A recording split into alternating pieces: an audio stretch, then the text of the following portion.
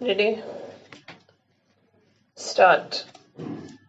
Sir, this is indeed a historic day, especially for the Sikh community, and I think maybe for this house, where probably for the first time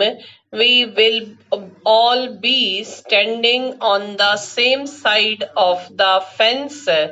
Well, as I have always fought battles for our rights, I am very happy to see that after many years and after a long and hard battle, today for the first time a bill has been introduced which concerns the Sikh community. It has been a long-standing grievance of the Sikhs that where during the British period the Sikhs were given a separate identity and recognized as a separate religion, but in 1951 when the new constitution was adopted, our identity was totally abolished and we were put as a part of the Hindu Dharma. This is a total injustice to the community that put up a brave and a strong battle for the freedom of this country. Be it Kalapani, be it the hanging of the Indians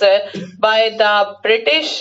or those who had been shot by the British, over 70% contribution was made by this great community who could never have thought that when it comes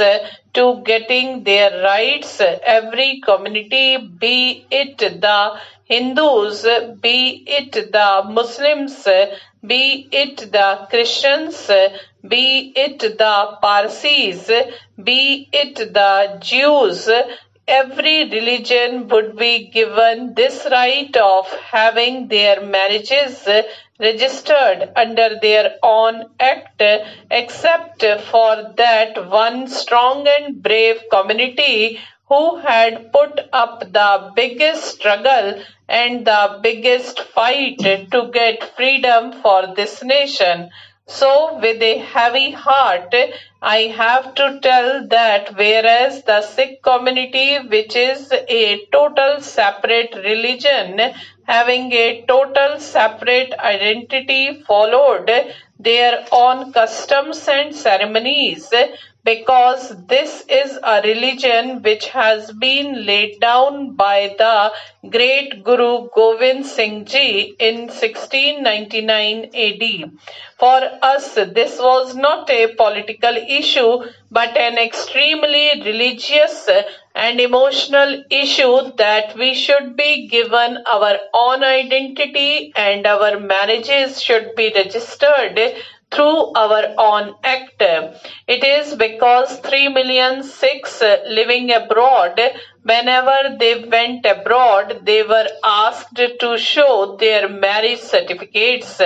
The marriages were registered under the Hindu Marriage Act, so we could not explain, and there was a huge identity crisis as to why we wear a turban. When we would tell them that this is a separate religion, they would say that no, we were a part of the Hindu religion. So it was not just an emotional issue but a huge crisis for my community. I am truly grateful that today, I think after a very long time, it was, I think in 2007 when this bill was introduced and unanimously approved by the Standing Committee on Law and Justice. It took two ministers and now I think now the third honorable minister for law and justice is here, and maybe he being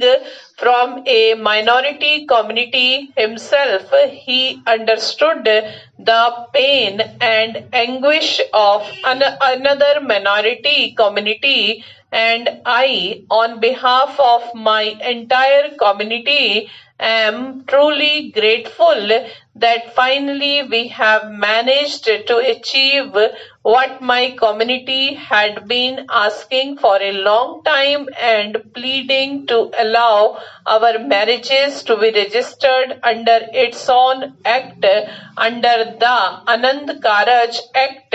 just like every other religion is allowed to do so in our country. I am truly grateful to the Honorable Prime Minister, to the Honorable Minister who had brought it to the Cabinet, which graciously gave their approval, and now the bill is before the House, and I hope this bill would be unanimously passed by everybody in this House.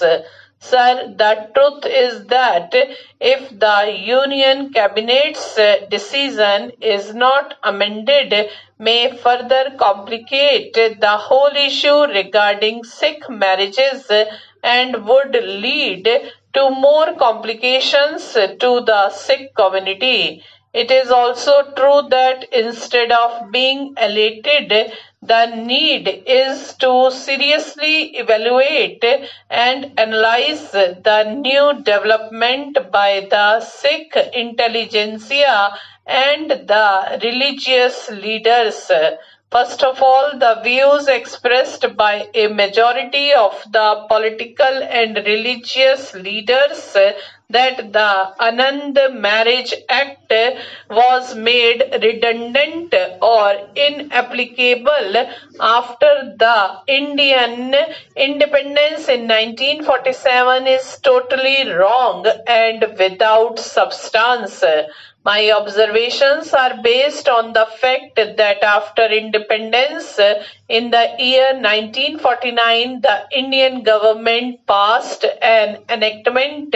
namely the Merged States Laws Act 1949, which declared the continuation of all the 256 acts passed from 1839 to 1949, and most importantly, this includes the Anand Marriage Act 1909 itself. So the act continues to be in force from 1909 till date.